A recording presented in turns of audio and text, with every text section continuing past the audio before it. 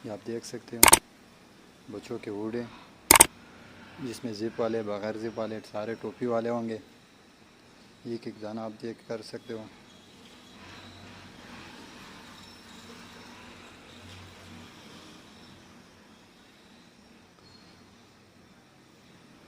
बच्चों के हुड, जिसे अपर भी कहा जाता है, सारे ज़िप वाले, बगैर ज़िप वाले।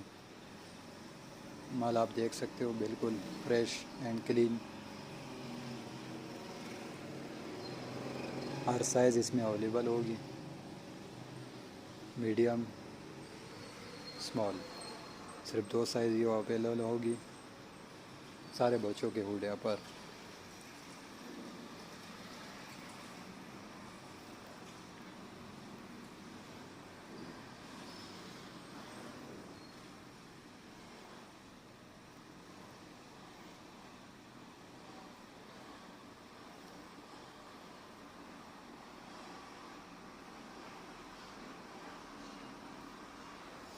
ये लाट पड़ी है बच्चों अपर की, जिसमें से हमने आपको कुछ दाने रिव्यू करके दिखाएं।